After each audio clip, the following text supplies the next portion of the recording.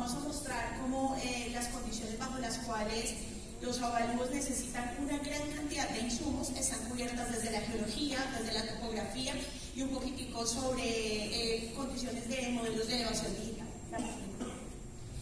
Bueno, resulta que esto es un caso real que trabajamos en WR Ingenieros Evaluadores de un deslizamiento que sucedió en el municipio de Guatapé, departamento de Antioquia, en Colombia. Este deslizamiento tristemente causó la muerte de 2 personas, los papás de una niña de 2 años que murieron protegiéndola en el momento del evento. Cuando el caso llega a nosotros, llega en segunda instancia. Lo primero que sucedió, nosotros teníamos el avalúo de ese hotel, es un inmueble negocio. Habíamos hecho el avalúo inicialmente para condiciones normativas de contabilidad en Colombia, entonces nosotros teníamos una base de lo que era el inmueble antes de este siniestro. Cuando necesitamos hacer este avalúo, ya estamos hablando de un avalúo de un inmueble que ya no existe físicamente, que ya ha perdido su capacidad de generación de renta, pero que además tiene un inconveniente más grande, y es que necesitaba ser calculado como un daño emergente y procesante en unas condiciones normativas en Colombia, bajo las cuales si alguien ha causado una afectación a un patrimonio, a una propiedad privada que está protegida por la Constitución, debe causarse un evento bajo el cual haya una indemnización por los daños causados. Entonces, ¿qué sucedió? Nosotros acá no podíamos hacer el avalúo simplemente hacerlo pensando en las condiciones de generación de renta, porque efectivamente el inmueble ya no generaba renta. Teníamos que pensar en una forma distinta de entender el inmueble. ¿Qué decidimos hacer? Aplicar geología. En geología hablamos de geología ambiental y para nosotros los análisis de calidad ambiental están basados por muchas metodologías, sin embargo escogimos CONESA. La metodología de CONESA es una metodología del 97 en donde vamos a hacer análisis de calidad ambiental en 3 posibilidades. La primera, durante el evento; la segunda, antes del evento; y la tercera, qué hubiera pasado si no se hubiera sucedido ese evento. Aquí particularmente nos interesa mucho la metodología de CONESA, porque CONESA hace lo que pocas metodologías de medición de calidad ambiental y de impacto hacen, y es que pone los problemas en números. A través del análisis de una matriz, nosotros calificamos una serie de impactos y al terminar de calificar esos impactos, llegamos a la ecuación de importancia. ¿Qué nos dice la ecuación de importancia? Aquí no solamente estamos hablando de las condiciones bajo las cuales decimos si un impacto es alto, medio o bajo, le estamos dando un número. Y al darle un número, lo que podemos hacer es modelar las condiciones de esos impactos en 4 condiciones distintas. Una condición que puede ser compatible, una que es moderada, una que es severa y una que es crítica. ¿Qué es lo interesante de la metodología? 1, que tiene las posibilidades numéricas.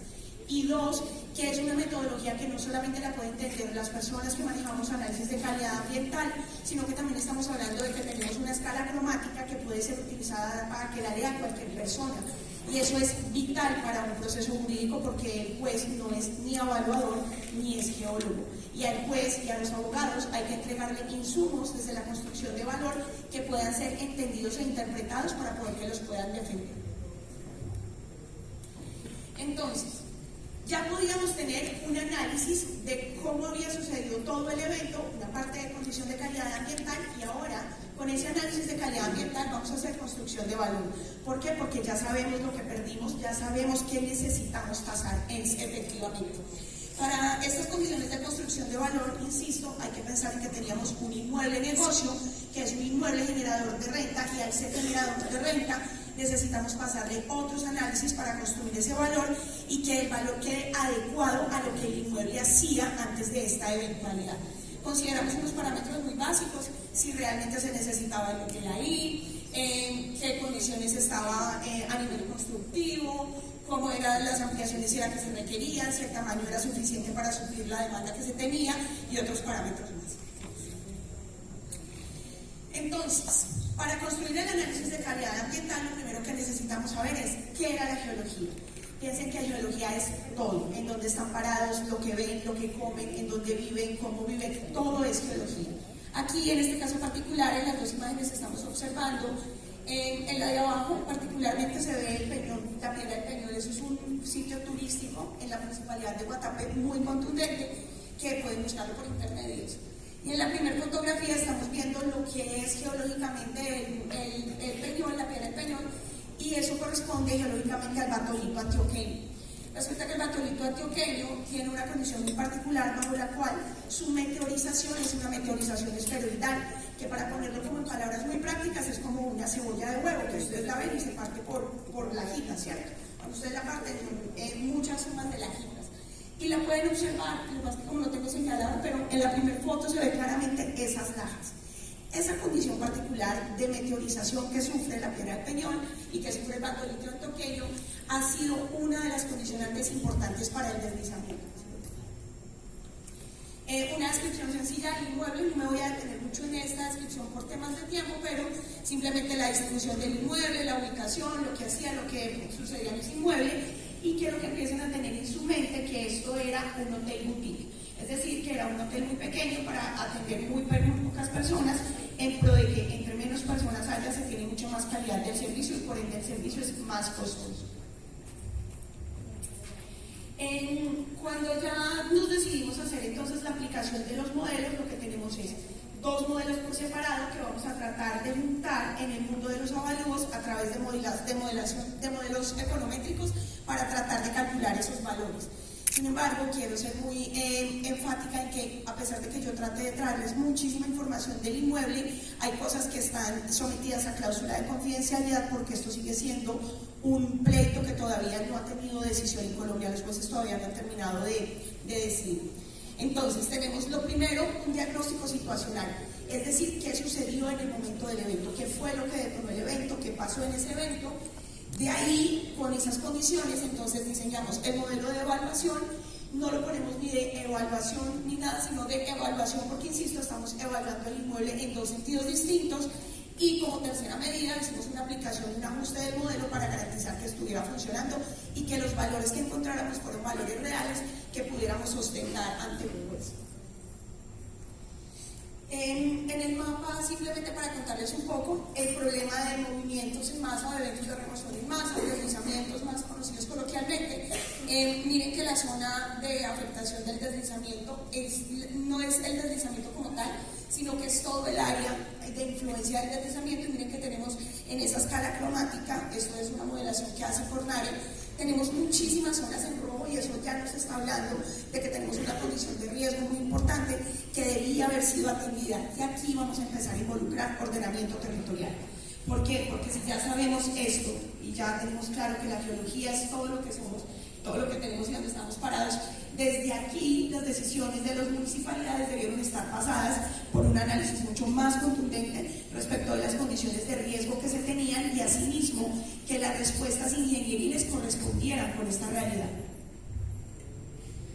En dos fotografías de la zona del deslizamiento, aquí estamos viendo en la parte de abajo el cuerpo del deslizamiento como tal, y en la parte de arriba estamos viendo cómo tenemos unas condiciones muy importantes de infiltración de agua, de recurso hídrico, que se está metiendo por entre esas lajitas de capa de cebolla que vemos en la primera fotografía. Como escala está pues esa botellita de agua, pero digamos que la foto es un poco mucho de una escala más potente. Aquí una imagen de lo que fue el deslizamiento como tal, lo estamos viendo desde la parte alta, es decir, aguas arriba. Lo que tenemos es esta zona cubierta con polisombra que está marcada ahí. Esa polisombra estaba tratando de evitar que se siguiera infiltrando más recurso hídrico. Ya veremos que fue uno de los condicionantes de este evento.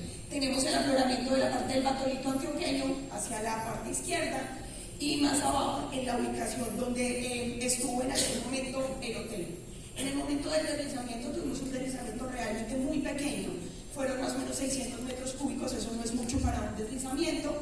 Fue un deslizamiento que, calificado por las condiciones de Barnes, encontramos que es un deslizamiento que se está ampliando. A la corona él sigue deslizándose, se sigue moviendo. Al momento que nosotros hicimos el trabajo, el cuerpo todavía estaba muy saturado, entonces teníamos una condición de deslizamiento activo. No se podía, digamos, hacer todo el trabajo del deslizamiento. Lo que hicimos fue hacer unas imágenes con dron y levantamos ese deslizamiento a través de drones porque no se podía caminar por las condiciones de riesgo que se tenían. En ese momento, cuando nosotros hicimos la intervención, todavía no fuera de moderado alto. Más imágenes, lo que les digo de la condición de ampliación del deslizamiento. Esto que está marcadito en blanco son cárcavas muy pequeñas, que son puntos donde el agua se sigue filtrando y al seguir socavando ella amplía esa corona, se va ampliando, se va ampliando. Tenemos una serie de ejemplos muy contundentes de esas cárcavas y el análisis nos mostró que él seguía en actividad fuerte, ya está mucho más lento el movimiento, pero tenía muchísimas cárcavas que en algún momento se van a conectar unas con otras. La aplicación ya del modelo como tal, la imagen no es muy amable, pero es que es una matriz muy potente en donde nosotros hacemos el análisis de coger cada uno de los aspectos que se ven involucrados en ese predio y empezamos a calificar. La primera calificación es si es positivo o si es negativo. Créanme, la imagen, las crucitas son rojas y verdes, y a eso después, la que sigue por favor, le pasamos la matriz y cogemos la matriz y le pasamos la ecuación de importancia y ya tenemos una condición en donde estamos viendo que la mayor cantidad de los impactos que sucedieron en el predio claramente son negativos, y con estas condiciones nosotros planteamos el modelo de valor. Aquí unas fotografías tomadas de muchísimos de los medios noticiosos de mi país, en donde observamos cómo lo que sucedió, cómo quedó el inmueble justo después de que sucedió el evento, y el reconteo de los impactos totales. Contamos 306 impactos, y esos 306 impactos teníamos 143 negativos que debían ser evaluados, que eran los que necesitábamos conocer para poder saber cómo íbamos a construir valor. Otras imágenes de la misma zona, y aquí ya lo que estamos mostrando en esa grafiquita son las condiciones de esos eventos, qué pasaba antes, qué pasó durante, qué pasó después. Ya con esa información, entonces, mi padre, que hoy no pudo estar con nosotros acá acompañándonos por temas laborales, planteó el modelo econométrico. Yo soy geóloga, mi papá es ingeniero catastral, y planteó el modelo econométrico. Se utilizaron los parámetros del WACC, se utilizó el beta, se utilizó la rentabilidad, y para determinar cómo eran las condiciones de ese negocio en el momento en el que sucedió el evento. El modelo matemático es muy difícil de explicar por temas de tiempo, sin embargo, en un resumen, y quiero ser muy empática con esto, son números para traer de condiciones académicas. Estos valores son unos valores distintos que están sometidos a cláusula de confidencialidad, pero que para traer el ejemplo sirve para contarles que lo que encontramos es que el valor promedio del inmueble es de 3.500 millones de pesos.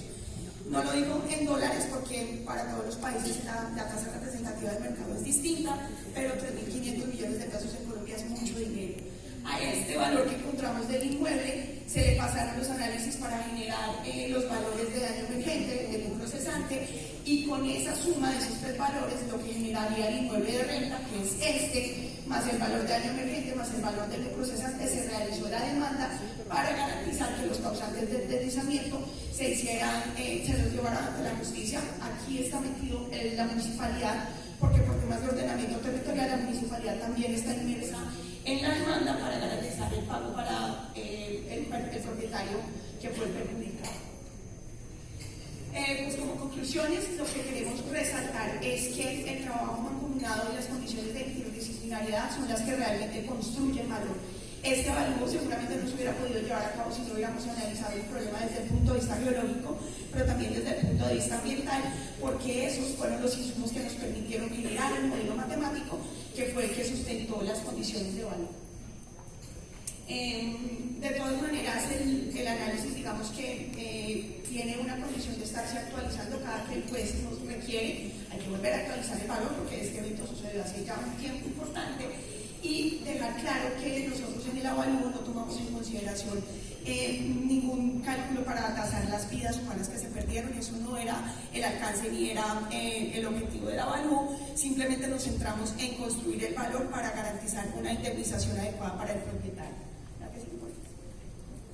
Y esta última foto, que es como tal vez la foto más diciente de todas, eso es una de las tinas. Lo único que quedó Lo único que quedó después del deslizamiento, se fue todo el lugar, y lo único que quedó fue eso.